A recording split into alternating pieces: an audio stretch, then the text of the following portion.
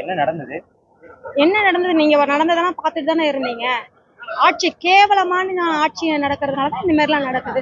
ஒரு துப்புரவு பணியாளர்களை அவங்கள அரெஸ்ட் பண்ணீங்க, சரி அரெஸ்ட் பண்ணி கொண்டு வந்து இங்க வச்சிருக்கீங்க. அவங்கள ஒரு மாட்டை அடைச்சி கொண்டு போற மாதிரியா கொண்டு போறீங்க? என்னதான் கட்சி இங்க நடக்குதுன்னு ஒண்ணுமே புரிய மாட்டேங்குது. இது ஆளுங்கட்சியா இருக்கிறத விட எங்க அண்ணன் சொன்ன மாதிரி எதிர்கட்சியா இருக்கும் போதே நல்லா வேலை செய்யுது. எதிர்கட்சியா இருந்துட்டு போலாம். ஆனா மக்கள் எவ்வளவு பட்டாலும் திருந்த மாட்டேங்கிறாங்க. மக்கள் மறுபடியும் அவங்களுக்கு ஏதாவது ஓட்டு போட்டு அவங்களுக்கு ஏதாவது வாக்கு செலுத்தி அவங்களுக்கு ஏதாவது மறுபடியும் வர வைக்கிறாங்க. இத மக்களா ஒரு முடிவு எடுத்து இந்த வாட்டி இந்த கட்சி வராத அளவுக்கு ஆகும். காவல்துறை தாக்கும் பொழுது உங்களுக்கு எதுவும் அடிப்பட்டதா? கண்டிப்பா காவல்துறை தாக்காது. நாங்க வன்முறைக்காக இங்க நாங்க வரவே கிடையாது. அண்ணன் வர்றதாங்களும் அந்த பஸ் எடுக்கிறதுக்கு அவங்க சொல்லிட்டு இருந்தாங்க. அண்ணன் வரட்டும், வந்த உடனே பஸ்னா நாங்க வண்டியை எங்களுடைய வாகனத்தை நாங்க குறுக்கிட்டோம். அது எடுக்கிறோம்னு சொல்றதாங்களும் பிடிச்சி தள்ளி விட்டு கையெல்லாம் கிழிச்சு ரொம்ப ஒரு அராஜகம் பண்ணிட்டாங்க. காவல்துறைக்கு யாரு அந்த அளவுக்கு அதிகாரத்தை கொடுத்தது? ஒரு மகளிரை பிடிச்சி இழுத்து தள்ளுற அளவுக்கு எந்த காவல்துறைக்கு யார் அதிகாரம் கொடுத்திருக்கிறது? ஆளுங்கட்சி கொடுத்திருக்கா? ஸ்டாலின் கொடுத்திருக்காரு அதிகாரம்? ஸ்டாலின் கொடுத்திருக்காரா? இந்த மாதிரி யாரு வந்தாலும் பிடிச்சி இழுத்து தள்ளுங்கன்னு சொல்லிட்டு ஸ்டாலின் சொல்லியிருக்காரு அவங்களுக்குலாம்? என் கையை பிடிச்சி இழுத்து தள்ள அதிகாரம் யாரு கொடுத்தது ஒரு காவல்துறைக்கு? நான் என்ன அக்கிஸ்டா?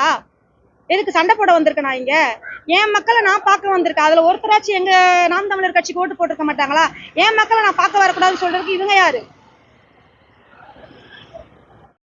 புரியுதுங்களா? இந்த அளவுக்கு இவ்வளவு கேவலமா, இவ்வளவு ஒரு என்ன சொல்றது, ரொம்ப ஒஸ்ட். ஒரு மகளிரை தள்ளி இந்த மாதிரி ஒரு நாங்க சண்டை போடுறதுக்கே நாங்க வரவே இல்லை. நாங்க மக்களை பார்க்க வந்திருக்கோம். இவங்க பண்ணது ரொம்ப கண்டிக்கக்கூடிய விஷயம். ஐயா முதல்வர்களுக்கு சொல்றேன், ஒழுங்கு மரியாதையா இவங்களுக்கு பணி நிரந்தரம் செய்யுங்க. இல்லைன்னா அடுத்த போராட்டம் கண்டிப்பா பெரிய போராட்டமா தான் வெடிக்கும். மக்களுக்கான தேவையை நீங்க செஞ்சு ஆகணும். அதுக்காக தான் மக்கள் உங்களை ஓட்டு போட்டு வர வச்சிருக்காங்க. தயவு செய்து இவங்களுக்கு ஒரு வழியை கொடுங்க. இல்ல அண்ணன் இப்போ ஒரு போராட்டம் அறிவிப்போம் அப்படிங்கிற மாதிரி சொல்லிட்டு போயிருக்காங்க. கண்டிப்பாயா இவங்களுக்கு எதனா ஒரு தீர்வு காணலனா கண்டிப்பா மிகப்பெரிய போராட்டம் நடக்கும். புரியுதுங்களா? மக்கள் ஒன்றும் சும்மா கிடையாது. 13 நாள் அந்த மழையிலையும் வெயிலையும் சாப்பாடு இல்லாம அது இல்லாம இது இல்லாம கஷ்டப்பட்டு இப்போ ஒரு அம்மா கீழே விழுந்தாங்கல்ல, மாட்டை அடைச்சி கொண்டு போற மாதிரி பஸ்ல கொண்டு போறாங்க. மாடா அவங்களாம்? மாட்டுக்கு கூட உரிமை கேட்கிறோம்ப்பா. நாங்க மாட்டுக்கான உரிமையை நாங்க கேட்கிறோம். மனுஷனை எப்படி அடைச்சு கொண்டு போறாங்க? எல்லாருமே மகளிர், அனைத்து பேருமே மகளிர். மாட்டை அடைச்சு கொண்டு போற மாதிரி கொண்டு போறாங்க. எதுக்கு இப்படி கொண்டு போறீங்க? இந்த ரைட்ஸ் எல்லாம் யாரு உங்களுக்கு கொடுத்தது? என் பெண்களை இந்த மாதிரி கொண்டு போறதுக்கு உங்களுக்கு யார் ரைட்ஸ் கொடுத்தது? ஃபர்ஸ்ட் நீங்க யாரு? எங்களுக்கானவங்களா? அப்ப ராம்கேவுக்கு சொந்தக்காரங்களா நீங்களா? அப்ப முதல்வர் கிடையாது. முதல்வர் தமிழ்நாடு கிடையாது, ராம்கேவுக்கு தானே சொந்த டெண்டர் கொடுத்துருக்கறதுனால அவங்களுக்காக பேசுறீங்களா நீங்க? எவனும் சரி, இதுக்கப்புறம் இந்த தமிழ்நாட்டுல எந்த ஒரு நிறுவனமா இருந்தாலும் சரி, எவனா இருந்தாலும் சரி, ராம்கே இருக்கட்டும் எவனா இருக்கட்டும், என் சொந்தங்களுக்கு இல்லாத உரிமை வேற எவனுக்கும் கிடையாது. எங்க அண்ணன் ஆட்சிக்கு வந்தாருன்னா கண்டிப்பா அனைத்து பேருமே பச்சை மட்டை கன்ஃபார்ம். இவ்வளவு நாளும் இல்லாம, அதாவது ஏறக்குறைய 15 நாளா போராடினாங்க. அவங்களை நேற்று அப்புறப்படுத்தினாங்க. இன்னைக்கு அவங்க வீட்டிலே கொண்டே விடுறேன்னு சொல்றாங்க. இப்போ போராட்டம் எப்படி அதை வாபஸ் பண்ணிட்டாங்களா? என்ன ஆச்சு? அவங்க வாபஸ்லாம் பண்ணலாமா? அவங்க வாபஸ்லாம் பண்ணல. நேற்று நைட்டு அவங்களை அரெஸ்ட் பண்றேன்னு சொன்ன உடனே போலீஸாரை குமிச்ச உடனே எல்லாருமே அங்க அலர்ட்டா தான் இருந்தாங்க. ஆனாலும் நள்ளிரவுல இவங்க எல்லாருமே கைது பண்ணி கொண்டு வந்து இங்க சேர்த்து வச்சிருக்காங்க. ஒரு 15 அம்சம் கோரிக்கைகளை இவங்க நிறைவேற்றுறேன்னு சொல்றாங்க. இவங்க ஆள போறது 8 மாசம் தான். இந்த 15 கோரிக்கைகளை இவங்க எப்படி நிறைவேற்றுவாங்க? அவங்க கேட்கறது ஒரே ஒரு கோரிக்கை, பணி நிரந்தரம் பண்ண சொல்றாங்க. அது பண்ணிட்டு போக வேண்டியதானே? அது கூட எங்களுக்கு ஒரு ஆளுங்கட்சி பண்ணலாம். அப்ப எதுக்கு இந்த ஆட்சி? இவங்களுடைய ஒப்புதல் தானேப்பா அது. இவங்க தானே ஒப்புதல் கொடுத்துருக்காங்க. நாங்க ஆட்சிக்கு வந்தாக்கா நிரந்தர பணி செய்ய தருவோம்னு சொல்லிட்டு இவங்க தானே ஒப்புதல் கொடுத்துருக்காங்க. மக்கள் ஒன்னையும், போராட்டக்காரர்கள் ஒன்னையும் நீங்க கொடுக்காத அறிக்கையை ஒன்னையும் கேட்கல, நீங்க கொடுத்த அறிக்கையை தான் கேட்கறாங்க. அதை நிறைவேற்றுறது என்ன உங்களுக்கு கஷ்டம்? இல்ல மக்களுக்கு வாக்குறுதி கொடுத்தாங்க.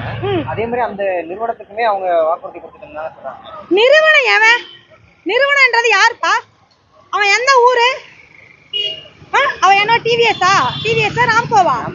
ராம்கே யார் அவன்? அவனுக்கு கொடுக்கறதுக்கு இவங்களுக்கு என்ன ரைட்ஸ் இருக்கு? எங்களை அவங்களுக்கு தார வைக்கிறதுக்கு இவங்களுக்கு என்ன ரைட்ஸ் இருக்கு? என்ன அக்ரிமெண்ட் போட்டு வச்சிருக்காங்களா? எங்களெல்லாம் தமிழ்நாட்டு அக்ரிமெண்ட் போட்டு வச்சிருக்காங்களா? இன்னும் என்ன பண்ண போறாங்க? எவனோ ஒருத்தனுக்கு தாரவாத்து கொடுக்கறதுக்கு முதலமைச்சருக்கு என்ன தகுதி இருக்கு? அவங்க வீட்டு பெண்களை தாரவாத்து கொடுப்பாரா? நாங்க ஏன் மத்தவங்க கிட்ட போய் கை நீட்டி கேட்கிறோம்? எதுக்கு கேட்கணும் நாங்க சம்பளம்? அப்ப என்ன கவர்மெண்ட் நடத்த முடியலன்னா நீ வேலைக்கு போயிடு. என்னால கவர்மெண்ட் நடத்த முடியலன்ட்டு ரிசைன் பண்ணிட்டு போயிடு. மேற்கியா அவங்களும் இதுக்கான எந்த இதுவுமே இருக்கல. அதாவது அவங்க என்ன சொல்றாங்கன்னா அரசு கொள்கை முடிவு எடுத்துருச்சு அப்படிங்கிற மாதிரி தான் அவங்க சொல்றாங்க. அதே மாதிரி அமைச்சர்களும் அப்படிதான் பேசுறாங்க. அப்போ மக்களுக்கு கொடுத்த வாக்குறுதி வந்து அது அப்படியே இருக்குது. ஆனா அந்த நிறுவனத்துக்கு கொடுத்த வாக்குறுதி வந்து காப்பாற்றணும்னு நினைக்கிறாங்க. இது அமைச்சர்கள் பேசுறது அவங்க வந்து 50 கால ஆண்டு திமுக ஆட்சியில இருக்காங்க. அவங்க பேசுறது இப்பதான் 50 வருஷமா அவங்க அப்படிதான் பேசிட்டு இருக்காங்க. அது ஒரு பெரிய விஷயமே கிடையாது. அவங்க இப்ப ஒரு பேசுவாங்க அப்படி ஒண்ணு. ஆனா மேயர் பிரியா பேசுறது தான் மனசு ரொம்ப கஷ்டமா இருக்கு. ஒரு பெண்ணா இருந்து ஒரு 15 நாள் அந்த இடத்துல இருந்து அவங்களும் தரமட்டத்துல இருந்து தான் வந்திருக்காங்க. ஆனா அவங்க பேசுறது தான் மனசு ரொம்ப கஷ்டமா இருக்கு. அவங்க ஒரு மேயரா இருந்து இந்த பேச்சுவார்த்தையை அவங்க தான் சுமமா பேசியிருக்கணும். அவங்க தான் எல்லாமே பண்ணியிருக்கணும். ஆனா அவங்களும் வந்து என்ன பண்றாங்க, நம்ம சேகர் பாபு சொல்றதை தான் கேட்கறாங்க, நேரு சொல்றதை தான் கேட்கறாங்க. அப்ப அவங்க மேயர்ன்றது அவங்களுக்குன்னு ஒரு சுய இது கிடையாதா? அப்ப எதுக்கு அவங்களுக்கு மேயர் போஸ்டிங் கொடுத்துருக்கு? மேயர் தானேப்பா அவங்க. தாழ்த்தப்பட்டவர்ல இருந்து தானே எடுத்துட்டு வந்தேன்னு சொல்றாங்க அவங்கள. அப்ப வந்தவங்களாம் யாருப்பா? அவங்களுடைய ஊருக்காரங்க தானேப்பா. அவங்க அந்த வடசென்னைக்காரங்க தானே. நீயும் வடசென்னையில இருந்து தானே வந்திருக்க. அவங்களுடைய சூழ்நிலை உனக்கு தெரியாதா? கவுன்சிலர் ஆகி தான் ஒரு மேயர் ஆகணும்ன்ற ஒரு கோட்பாடு இருக்கு. அப்ப கவுன்சிலர் ஆகும் போது நீ அந்த ஊருக்குள்ள ஓட்டு கேட்க போயிருக்க மாட்டியா? அப்ப அந்த மக்கள் வந்து உங்ககிட்ட அந்த கருத்துக்கள் சொல்லியிருக்காதா? அப்ப கவுன்சிலருக்கே தகுதி இல்லாத நீ எப்படி மேயர் ஆன? ஒரு கவுன்சிலர் பொறுப்புக்கே நீ தகுதி இல்லப்பா, நீ எப்படி மேயர் ஆன? கேட்டாக்கா நாங்க இவங்கள போட்டிருக்கோம் அப்படின்ற ஒரு இது கோட்பாடை கொண்டு வரீங்களா நீங்க? அடுத்ததுயா